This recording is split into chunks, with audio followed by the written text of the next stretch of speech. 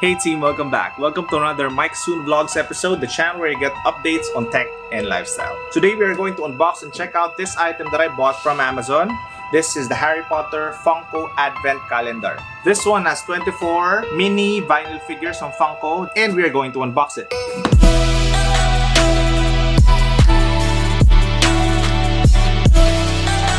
Today we're going to check out this Harry Potter Funko Advent Calendar 2020. I bought this from Amazon for $40, $39.96, and shipped it here in the Philippines through Buy and Ship Philippines. I will create a video about that on how you can ship items from Amazon in the States, Japan, Canada, Australia, and have it shipped here in the Philippines for a very affordable price, for a small price, okay? This video is not sponsored by Amazon or Buy and Ship Philippines, but I would just like to have something like this, no? Harry Potter Advent Calendar Funko Pop. There's a lot of Harry Potter Funko Pops already out there. I don't think I can catch up in collecting one. I am a fan of the Harry Potter series, pero I think I'm way too far off na sa mga collections ng iba. So I just went for this one. I checked in online. Locally, wala masyadong shop that sells this. Maybe for now, wala pa. Dumating lang to a few days ago. I think maybe a week ago. In-order ko siya ng mga bandang September, tapos nag-arrive siya at na-release siya ng Amazon ng mga bandang October. So I just got this last week. Right now, it's out of stock. Mag-stock pa siya ng November 29. So this is the Harry Potter Advent Calendar 2020. Yan. This one has 24-piece Advent Calendar vinyl collection. They call this the Pocket Pop. So I guess 24 kasi 24 days bago magpasko. These are just some of the Funko toys. You can see si Ron, si Hermione, si Harry Potter, at saka si Hagrid. Obviously sila yung nandito. At sa cover ay sila rin. Ideally, dapat you should be opening this every day. So on the December 1st, you open the 1, and December 2, and so on and so forth bago mag-Christmas. But right now, unbox talaga natin lahat. 24 pieces of it. Let's see kung ano ang nasa 1, 2 until 24. How do you open this? Ooh, okay. Yan. So day 1 to 24, and also may cobblestone dito, I guess para i-display sila. Yung theme sa likod would be the Hogwarts staircase na may decor ng holidays or Christmas. So nice. Sabi nila, day 1 usually it's Harry Potter. So let's see. Sisira ako ata siya. Pwede naman siyang hindi cutter. You can just carefully push it kasi baka masira yung box, sayang naman. Okay, day 1. Actually, nakita ko na yung day 1 to 4. Nag-check ako sa YouTube kung sino yung mga nakapag-unbox na this one. Pero sayang kasi mawala yung thrill of opening it. I just wanted to check out what's inside. Pero yeah, day 1, it is Harry Potter.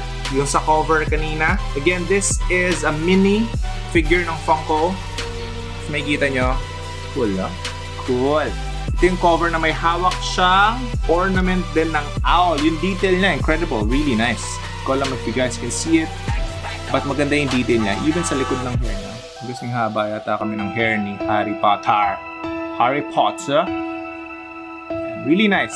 First time ko maka-check out ng mini. Okay, let's check out day 2. Sabi rin nila before is clear yung plastic. Right now, it's may color na siya. So, check natin yung day 2. It's green naman this time. Second one is Ron Weasley. Yo, cute! May hawak siyang firecracker. Tapos may letter R din sa kanyang vest. Ang cute ng detail, ang cute na maliit. Day 3.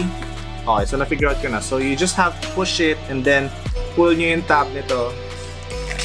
Third is yung Hedwig, yung owl. Uy, flock din siya. Yan.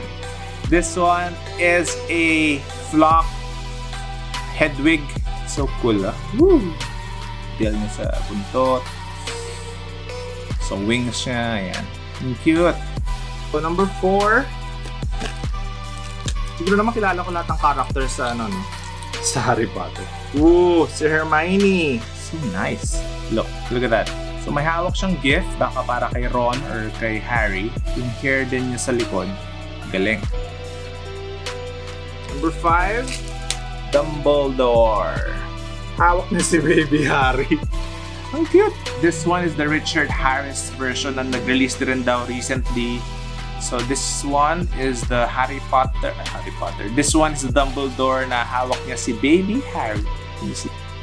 Again, so first time ko lang mag-open ng Funko Pop on a video, tapos Advent Calendar. So far yung minis is not so bad pala. So I'm guessing I'll start collecting some Advent Calendars kasi ang cute niya. Everything's here na. Okay, so before, nag-release na rin sila ng 2018 at 2019 na Advent Calendar. There are around 3 to 4 repeats from 2019 at saka 13 repeats from 2018 Advent Calendar ng Harry Potter. So I'm guessing there are also some new ones like this one.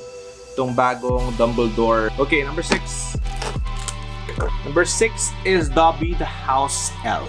Ooh, holding a sock. Dobby is fine. That was a bad impression. Pero ang cute. Ang cute niya, no? Ang cute ng mga mini. I have a couple of Funko Pops, pero masyado siyang malaki for me. So it occupies some space sa house. Nakakatakot pa siyang i-display kasi alam mo na pag nabangga siya or nag-dent yung box, so wala na siyang value. Then again, others displayed. Depende sa'yo on how you would collect it. Number 7 is Ron Weasley. Galing! Wala pa ba akong Ron? Ah! Fred! It's Fred. Pares kasi yung hair. It's Fred Weasley. May letter F siya sa sweater na I'm guessing knitted din ng kanyang mom, Mrs. Weasley. So ito siya. Ang cute ng maliliit na ng mini na Funko. Number 8 is si Fang. Yan, cute. May white na hair. Detailed naman siya. So cute. Number 9. And Professor Snape. Yung hair niya sa likod. Ang cute! Mr. Potter. May kaibigan ako, fellow vlogger, na kamukha ni Snape. I'll flash it here. Si John from kumagcow.com. Check him out on YouTube din. Nandun siya. Number 10 is yung cat ni Hermione na si Crookshanks. Yan. Kamukha ni Crookshanks, kamukha ni Garfield yung bibig. At yung detail ng hair sa likod. Okay, day 11. Professor McGonagall. Mataray pa rin yung mukha niya. Mr. Potter! Tama ba? Details ng hat niya, ng mukha niya, at ng dress niya, at sa likod. There we go. Number 12. Let's check it out. Yan, si Harry Potter at ang kanyang invisibility cloak. Yan, so nice. Halfway there. 13 is another Dumbledore. Yeah. Old and wise, powerful Dumbledore. 14. Draco Malfoy. Slytherin team. Shout out sa mga Slytherin team. Slytherin! Comment down below. Very serpenty. Cool. Okay, number 15.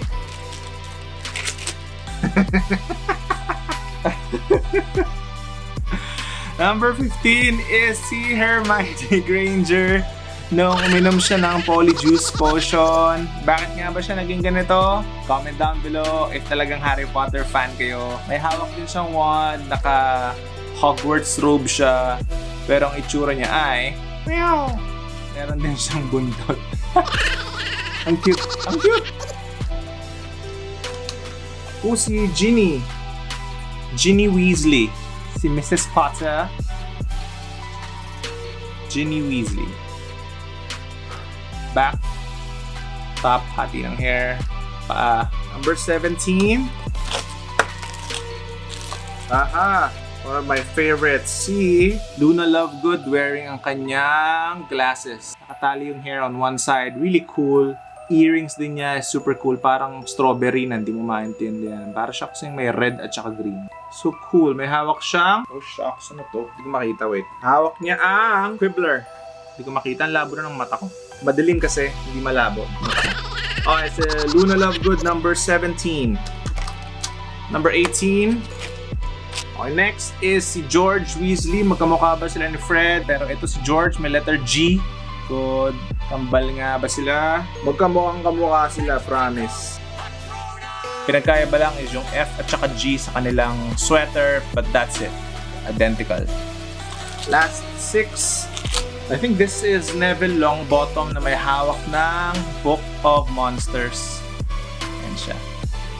Worried pa rin yung face niya. Nakababa yung hair. Hawak ang Book of Monsters. Ooh! Next up is si Fox.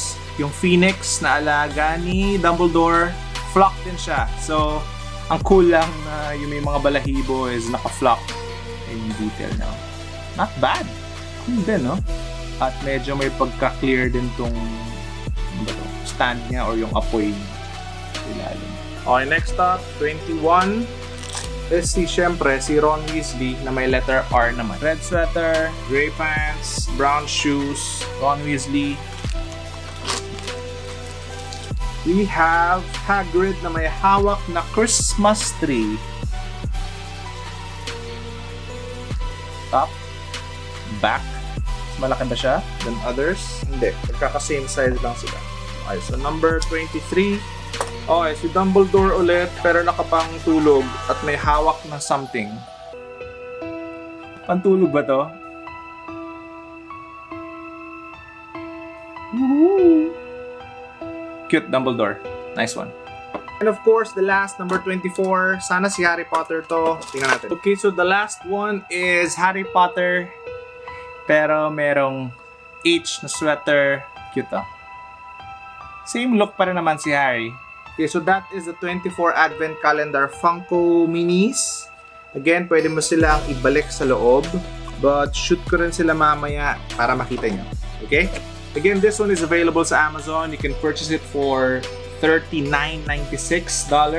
You can have it shipped here sa Philippines through a third-party service provider or through buy and ship. So, do check them out. I mean, nagustuhan ko opening these up, the small ones, and meron din siyang detail at you get that Funko feel na hindi siya nag-occupy sa space mo. So, having the small ones, really nice. You're supposed to open this on December 1 to until 24, pero syempre hindi na tayo makapaghintay. Harry Potter fans will surely enjoy having this Advent Calendar into their collection. If talagang fan ka, you would surely enjoy unboxing and opening up each and every one of the 24 December days. If you guys are interested, head over to Amazon, link down below. But if there are resellers or official sellers here in the Philippines, share them down below para makita ng ating mga ibang Harry Potter fans out there. The size of this one would be around 1.5 inch. 1.5 inch yung height niya. So it's really small but it's really nice. Okay, so again, really nice collection, really nice item to purchase for Potterheads out there. Also, let me know pala which of the Funko Pocket Pops did you like best? Kung ano sa 24 yung favorite nyo, let me know down in the comment section, and who knows, I might give that away or might give all of this away, or baka magpamigay tayo or magparaffle tayo ng Funko Pop toys in the future. Do give me a thumbs up if you like the video, subscribe if you haven't already, hit that notification bell so you'd be notified on my future uploads. It would really help the channel grow so that I can make more videos like this para meron tayong pambili ng mga toys. Again, my name is Mike Soon and I'll see you guys in the next one. Peace out.